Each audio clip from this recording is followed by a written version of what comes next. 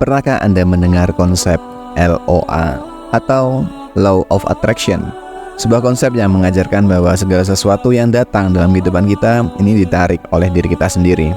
Dan segala sesuatu itu tertarik masuk dalam hidup kita melalui gambaran yang kita pelihara dalam pikiran kita. Singkatnya adalah LOA atau LOA adalah apa yang kita pikirkan, itulah yang akan semesta berikan. Boleh juga dibilang bahwa pikiran kita lah yang menarik segala sesuatu itu untuk terjadi. Yang tentu saja semua itu atas izin dari Tuhan Yang Maha Kuasa.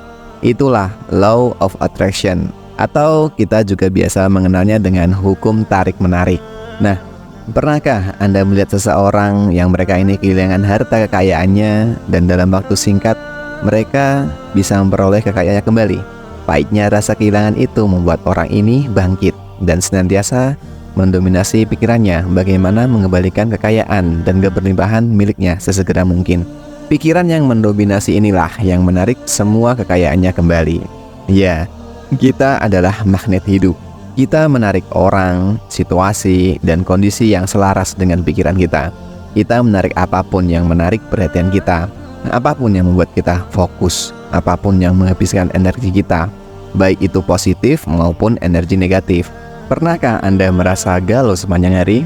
Tentu saja bisa, karena pada saat itu yang mendominasi pikiran Anda adalah pikiran negatif, pikiran galau, sedih, hampa, marah, merasa kehilangan, menyatu menjadi satu. Lalu, pernahkah Anda merasa bahagia sepanjang hari?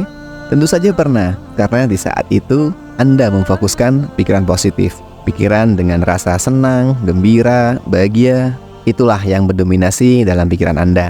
Lalu, apa hubungannya LOA dengan rezeki? Kan rezeki kita sudah ditentukan Allah, gak ada hubungannya dengan pikiran kita. Betulkah demikian?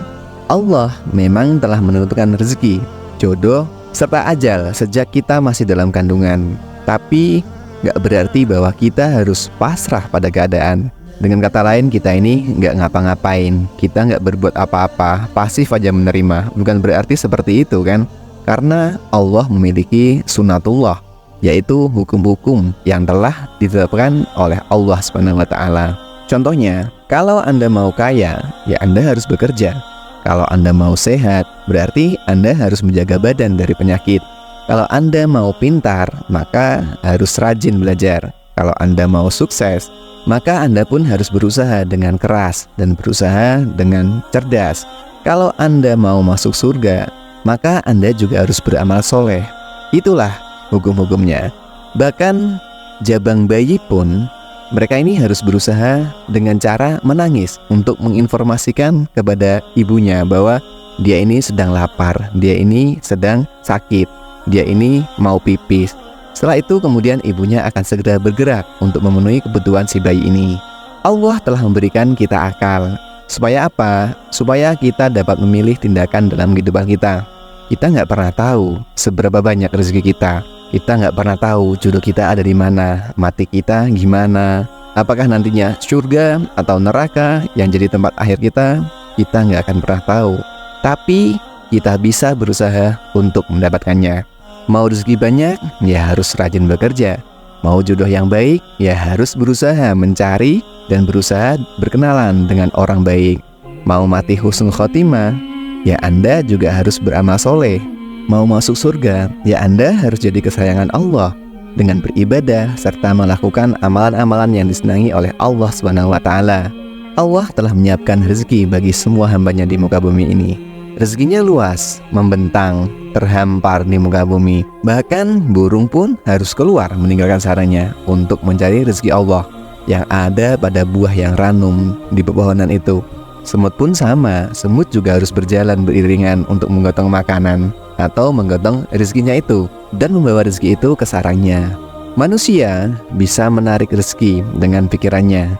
Pikiran yang positif maka akan memberikan tindakan positif seperti percaya diri, kreativitas, menghargai waktu, pantang menyerah, rasa senang, rasa bahagia, serta ide-ide cemerlang dalam mengembangkan diri dan usaha. Lalu bagaimana caranya untuk menjadi magnet rezeki yang bisa menarik rezeki dari segala arah, kapanpun serta dimanapun? Sebaiknya kita perhatikan hal-hal berikut ini. Yang pertama, Berbaik sangkalah kepada Allah. Tahukah Anda bahwa Allah itu sesuai dengan persangkaan hambanya? Jika kita menganggap Allah adalah Sang Maha Pemurah, Sang Maha Penyayang, Sang Maha Pemberi, maka demikianlah adanya Allah Subhanahu wa Ta'ala. Sedangkan kalau kita menganggap bahwa Allah Subhanahu wa Ta'ala suka menghukum orang berdosa, menganggap kita nggak pantas untuk menerima kasih sayangnya, maka yang demikian itu pula lah yang akan menjadi kenyataannya. Pilihlah untuk selalu berbaik sangka kepada Allah Subhanahu wa Ta'ala. Berbaik sangka bahwa Allah telah menganugerahkan kita dengan rezeki yang banyak. Tanamkan dalam pikiran, tutup mata, dan bayangkan rezeki Allah yang telah kita miliki. Harta yang cukup, keluarga yang bahagia, kesuksesan dalam pekerjaan, badan yang sehat, serta anak-anak yang berbakti, dan lain sebagainya.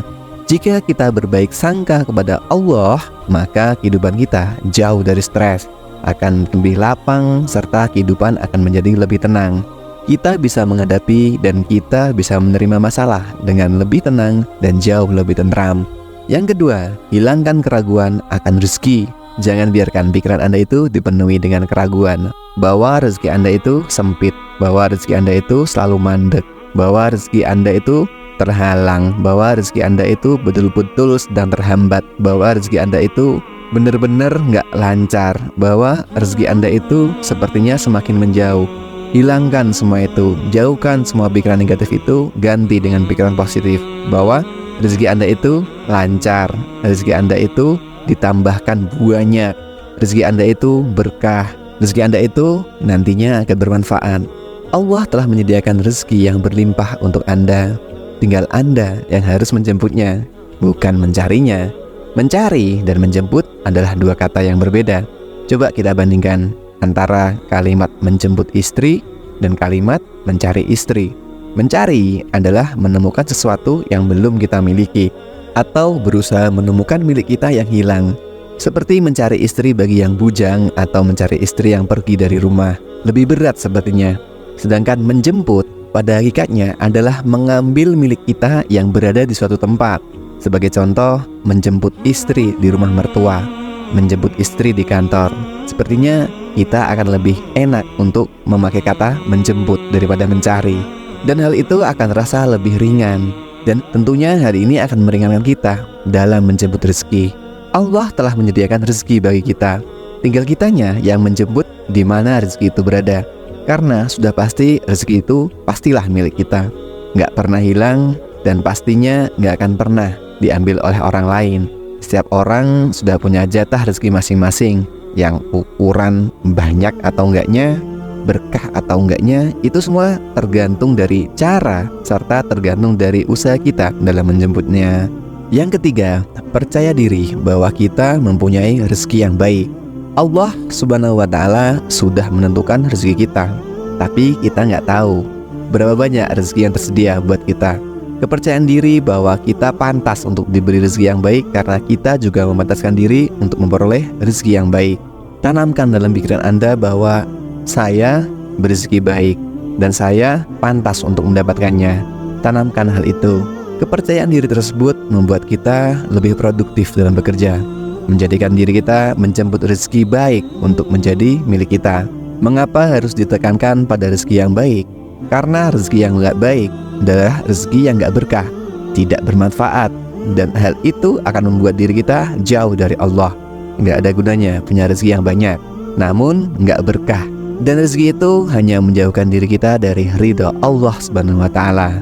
Yang keempat, yakinlah bahwa kita adalah magnet rezeki. Keyakinan dalam hati, dalam pikiran, bahwa kita adalah magnet rezeki yang setiap pikiran, tindakan, dan usaha yang kita lakukan akan menarik rezeki. Dimanapun dan kapanpun kita berada, rezeki akan datang mengambil kita. Pikiran yang baik akan mendorong kita untuk berbuat baik. Orang baik akan selalu diterima dan dimanapun dia berada kan. Nah, orang baik rezekinya pasti baik pula. Setiap saat ia akan menjadi bermanfaat untuk dirinya sendiri, untuk keluarga, orang lain, tempat kerja, perusahaan, untuk negara, bangsa, bahkan untuk agamanya. Rezeki Allah akan selalu mendatanginya, baik melalui usahanya ataupun lewat orang lain. Yang kelima, selaraskan dengan orang terdekat. Tahukah Anda bahwa loa erat kaitannya dengan doa? Keduanya saling menguatkan satu sama lain. Hakikatnya, doa itu sama aja dengan impian dan harapan yang ingin kita wujudkan. Setiap hari kita mohon pada Allah akan kemurahan rezeki, mohon kepada Allah akan kesuksesan serta kebahagiaan bagi hidup kita, kan? Tapi tahukah, kekuatan doa bisa berlipat jika kita selaraskan dengan doa orang terdekat kita. Tahukah Anda akan hal itu? Maka dari itu, berbuat baiklah pada kedua orang tuamu. Jadikanlah mereka raja, maka rezeki Anda akan seperti rezeki raja. Mohonlah ampun atas semua kesalahanmu. Mintalah keridhaan mereka. Sampaikan kepada orang tua, baik itu ibu atau bapak, keinginan Anda dalam hidup ini. Mintalah kepada mereka untuk mendoakan di setiap mereka berdoa kepada Allah Subhanahu wa Ta'ala. Orang tua yang mengasihi serta orang tua yang ridho pada anaknya, pada kita, mereka akan berdoa dengan ikhlas. Doa orang tua yang ikhlas untuk anaknya adalah doa yang diijabah oleh Allah Subhanahu wa Ta'ala. Bagi yang sudah berkeluarga, selain kita ini meminta doa dari orang tua, mintalah juga doa dari pasangan hidup kita untuk turut mendoakan. Mintalah pasangan hidup kita untuk turut mendoakan kita agar kita diberikan ridho dari Allah Subhanahu wa Ta'ala. Perlakukanlah pasangan Anda, baik istri atau suami, dengan baik. Janganlah sering menganiaya atau menyakiti hatinya. Karena doa yang ikhlas dari istri atau suami untuk kita, insya Allah akan diijabah oleh Allah Subhanahu wa Ta'ala. Bayangkan, jika 3 doa yang sama ini setiap harinya dipanjatkan, maka doa itu akan menembus langit dan insya Allah akan mempercepat terwujudnya keinginan kita. Yang keenam, saat tidur pun rezeki Anda akan mengalir. Jika kita sudah berprasangka baik pada Allah, kemudian tidak memiliki keraguan dalam hati, bekerja keras dan ikhlas dalam menjemput rezeki, yakin akan kemampuan diri, bekerja dan berusaha dalam koridor yang benar, menyadari sepenuhnya bahwa kita ini adalah magnet rezeki yang akan menarik rezeki dan kebaikan dimanapun kita berada, ditambah dengan doa yang ikhlas dari orang-orang terdekat kita, baik doa dari orang tua ataupun doa dari pasangan, insya Allah rezeki akan terus mengalir meskipun diri kita ini sedang istirahat dan tidur di malam hari. Percayalah bahwa rezeki itu mudah untuk didapatkan. Hiasilah hidup dengan pikiran yang baik. Karena apa? Karena pikiran yang baik akan diwujudkan dalam bentuk perbuatan baik. Nah, dari perbuatan yang baik akan menarik rezeki yang baik. Karena Allah menyukai hamba-hambanya yang berbuat baik. Dan tiada sebaik-baik pemberi rezeki kecuali Allah yang Maha Pemurah, Maha Pengasih, dan juga Maha Penyayang. Insya Allah. Wallahu a'lam bishawab. Assalamualaikum warahmatullahi wabarakatuh.